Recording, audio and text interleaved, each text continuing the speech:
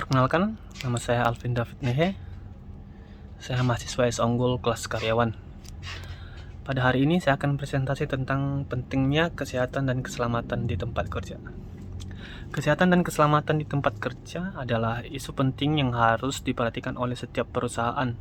Lingkungan kerja yang aman dan sehat tidak hanya meningkatkan produktivitas karyawan, tetapi juga mengurangi biaya terkait kecelakaan dan penyakit akibat kerja. Dalam presentasi ini, kita akan membahas definisi, peraturan, serta peran manajemen dan karyawan dalam menjaga kesehatan dan keselamatan di tempat kerja. Lanjut ke slide berikutnya, definisi kesehatan dan keselamatan kerja. Definisi kesehatan kerja. Kesehatan kerja mencangkup semua aspek kesehatan, baik itu fisik, mental, maupun sosial yang berkaitan dengan kondisi kerja. Tujuannya adalah untuk memastikan karyawan bebas dari risiko gangguan kesehatan yang disebabkan oleh pekerjaan. Definisi keselamatan kerja. Keselamatan kerja adalah ilmu pengetahuan dan penerapan teknologi untuk mencegah terjadinya kecelakaan dan penyakit akibat kerja. Fokusnya pada identifikasi, evaluasi, dan pengendalian bahaya di tempat kerja. Lanjut ke slide berikutnya, peraturan dan regulasi terkait kesehatan dan keselamatan kerja. Peraturan regulasi dan terkait kesehatan kerja ada 3, yaitu peraturan Indonesia, peraturan internasional, dan sertifikasi. Peraturan di Indonesia. Undang-Undang Nomor 1 Tahun 1970 tentang keselamatan kerja menjadi dasar hukum utama dalam mengatur kesehatan dan keselamatan di tempat kerja. Peraturan ini mewajibkan perusahaan untuk menyediakan lingkungan kerja yang aman dan sehat bagi karyawannya. Peraturan internasional. Secara internasional, Organisasi Perburuhan Internasional atau ILO telah menetapkan beberapa konvensi dan rekomendasi terkait keselamatan dan kesehatan kerja. Negara-negara anggota ILO wajib mengimplementasikan peraturan tersebut di dalam hukum nasional mereka. Yang ketiga, sertifikasi. Selain peraturan, beberapa sertifikasi ketiga juga dapat menjadi acuan seperti ISO 45001 dan OHSAS 18004.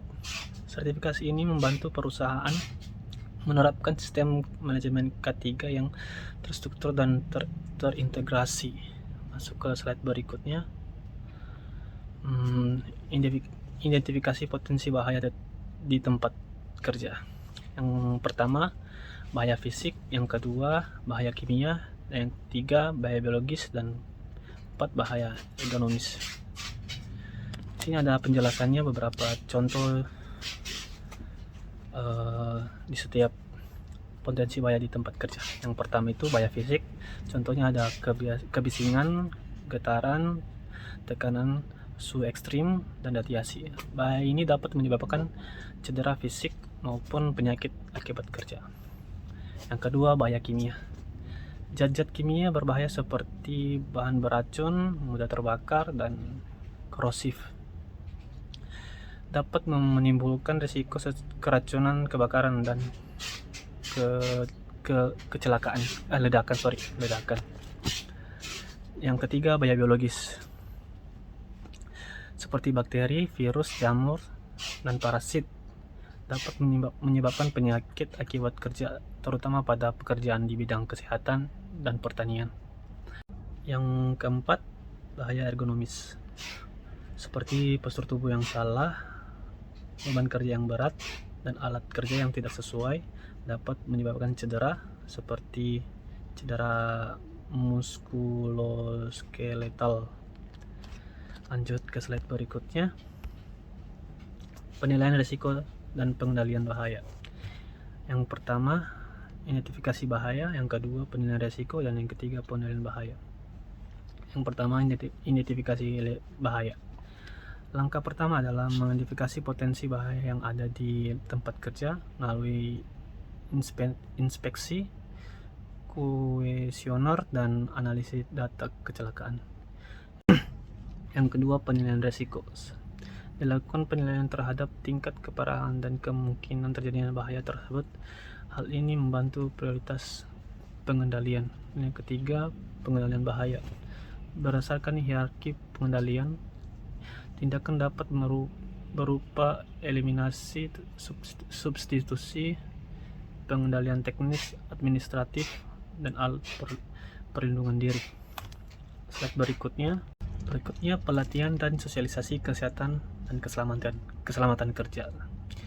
Yang pertama, sosialisasi K3, menyebarkan informasi dan meningkatkan kesadaran karyawan tentang pentingnya K3 di tempat kerja. Yang kedua, pelatihan K3, memberikan pelatihan teknis dan praktik terkait prosedur, alat pelindung diri, dan tanggap darurat. Yang ketiga, partisipasi karyawan, mendorong keterlibatan aktif karyawan dan dalam identifikasi bahaya dan perbaikan kondisi K3. Yang keempat, memantau dan evaluasi, melakukan pemantauan berkala dan evaluasi efektivitas program K3 untuk perbaikan berkelanjutan. Slide berikutnya, peran manajemen dan karyawan dalam menjaga kesehatan dan keselamatan kerja. Di sini ada 3 item, ada 3 penjelasan. Yang pertama, komitmen manajemen. Yang kedua, tanggung jawab karyawan. Yang ketiga, mitra yang efektif. Yang pertama, komitmen manajemen.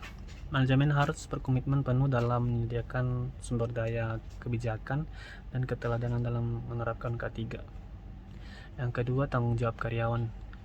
Karyawan harus bertanggung jawab untuk mematuhi prosedur K3, menggunakan alat penting diri, dan melaporkan potensi bahaya. Yang ketiga, komitmen yang efektif.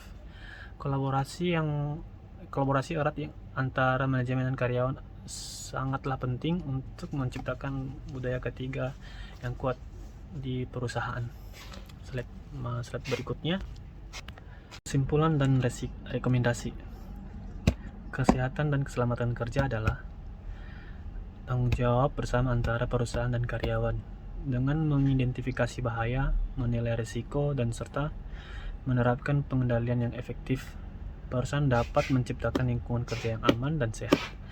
Pelatihan sosialisasi K3 yang berkelanjutan serta komitmen manajemen dan peran aktif karyawan akan mendukung upaya tersebut.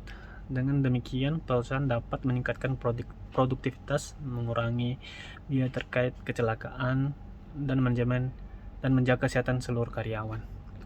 Demikian presentasi saya pada siang hari ini. Jika ada kata-kata yang salah dan presentasi saya tidak sesuai harapan Bapak dosen, saya mohon maaf. Terima kasih.